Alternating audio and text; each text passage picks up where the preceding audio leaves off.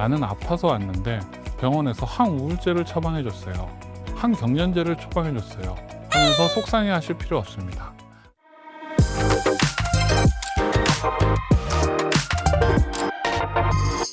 안녕하세요. 서재권 링커병원에서 척추 진료를 담당하고 있는 신경외과 조호연입니다. 오늘은 근막 통증 증후군이라는 병에 대해서 설명드리겠습니다. 근막 통증 증후군의 치료에 있어서 1차적으로 적용되는 치료는 약물 치료와 재활 치료입니다. 약물 치료는 우리 흔히 사용하는 진통제, 비스테로이드성 소염 진통제, 아주 심한 경우에 마약성 진통제, 또 국소적으로 도포하는 마취제나 도포 크림 등을 이용할 수 있고, 근이완제를 이용해서 치료의 효과를 볼 수 있습니다. 일반적인 근이완제의 반응이 좋지만 증상 경과가 아주 심한 경우에는 중춘신경계를 통해 작용하는 특별한 근이완제를 사용하기도 합니다. 또한 항우울제나 항경련제 역시 저용량으로 용량을 조절해서 사용하면 신경근 활성도를 조절해 증상 개선이 도움이 되기 때문에 증상 호전 상태를 유지해 줄 수 있습니다. 때문에 나는 아파서 왔는데 병원에서 항우울제를 처방해 줬어요. 항경련제를 처방해 줬어요. 하면서 속상해 하실 필요 없습니다. 증상을 조절하기 위해 저용량으로 사용하면 증상 개선에 충분히 도움을 줄 수 있기 때문입니다. 약물 치료와 병행해서 가장 중요한 치료는 재활 치료입니다. 물리 치료, 체외 충격파 치료, 도수 치료, 운동 치료, 가장 중요한 생활 습관 교정. 재활 치료가 꾸준히 유지가 되어야 장기간의 증상 개선 및 유지에 가장 중요한 치료가 될 수 있습니다.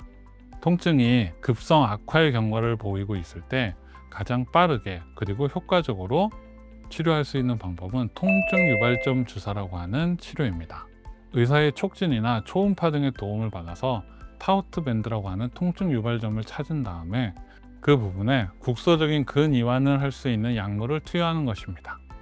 가장 대표적으로는 국소 마취제를 사용할 수 있고, 좀 더 공격적인 치료를 할 경우에 보톡스 등의 치료를 시행할 수 있습니다.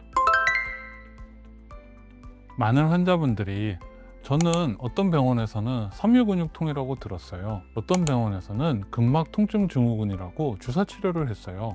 근데 저는 그 둘의 차이를 찾아봐도 잘 모르겠어요 하고 말씀하시는 경우가 있습니다. 사실입니다.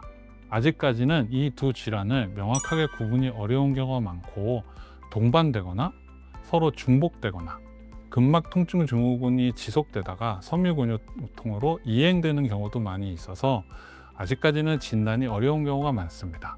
하지만 이 두 질환을 비교해 보면 근막 통증 증후군은 전신 증상이 동반되는 경우가 많지 않고, 섬유근육통은 전신 증상이 동반되는 경우가 비교적 더 많이 나타납니다. 또한 근막 통증 증후군은 통증 유발점이 존재해서 해당 부분을 압박 시 환자분이 심할 때 느끼는 통증이 연관통의 양상으로 재현되는 양상을 보이고, 어떤 특정 구역의 근육을 중심으로 퍼져나가게 됩니다.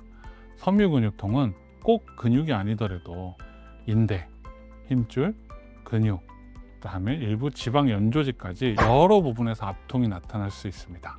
통증의 기간이 근막 통증 증후군은 짧게 반복적으로 나타나고 일정 부위의 치료를 하면은 치료의 반응이 좋은 편입니다. 하지만 섬유근육통은 통증이 지속적이고 중추신경계통이 연관으로 생각되며 그로 인해서 치료 반응이 아주 떨어집니다. 근막 통증 증후군은 연세가 있으신 분들에서도 나타날 수 있지만 보다 젊은 사람들에서 흔하게 보입니다. 이유는 생활하면서 컴퓨터를 오래 사용한다든가 어떤 고정된 자세로 반복되는 작업을 한다든가 했을 때 근경직이 유지되는 경우가 많기 때문에 오히려 연배가 많으셔서 많은 시간 휴식을 취하시거나 안정을 하실 수 있는 분에 비해서 발생 빈도는 오히려 높다고 볼 수 있습니다. 병원에 내원하셔서 진단을 받고 나의 통증 유발점을 확인하고 그 이후에 그 부분을 자극했을 때 통증이 개선되는 효과를 보인다면 그 이후로는 운동, 폼롤러 등을 이용해서 나의 통증 유발점을 내 스스로 자극하여 근육을 이완시키는 효과를 얻을 수 있습니다.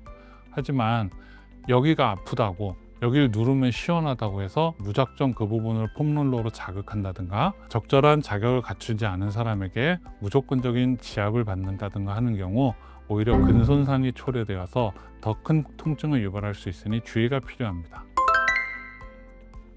단순 근육통은 며칠 시간이 경과하면 통증이 극심하던 때에 비해서 빠르게 호전되는 양상을 보입니다. 그리고 그 근육통을 유발했던 어떤 일이 반복되지 않는다면 해당 자리에 같은 양상의 통증이 반복적으로 나타나지는 않습니다. 하지만 근막 통증 증후군에서처럼 이미 타우트 밴드가 형성이 되거나 해당 부분의 근경직이 일정선 이상 올라가 있다면 해당 부분에서 통증이 반복적으로 비슷한 양상으로 나타나게 됩니다. 담이 걸렸다는 표현은 정확한 의학적인 표현은 아니고 우리나라에서 많이 사용하는 표현인데, 어느 한 곳에 한 번쯤 생긴다면은 그 자체를 근막 통증 증후군이라 하기에는 어렵습니다. 하지만 매번 한 자리에 조금만 뭘 잘못해도 그 자리에서 반복적으로 나타난다면 그 역시 해당 부분의 근경직이 심해져 있고 그로 인한 타우트 밴드가 형성되어 있을 수 있기 때문에 정확한 진단을 받아보셔야 합니다. 근막 통증 증후군을 예방하기 위해서는 시청자분들도 많이 아실 거라고 생각합니다. 대부분의 근막 통증 증후군이 가장 호발하는 부위는 승모근을 따라서 내려가는 통증의 양상으로 나타납니다. 때문에 컴퓨터 작업을 하시거나 휴대폰을 보시거나 태블릿 PC 등으로 작업을 하시는 경우에 한 자세로 오래된 경직 상태를 유지하게 되면 증상이 악화 경과를 보이게 됩니다.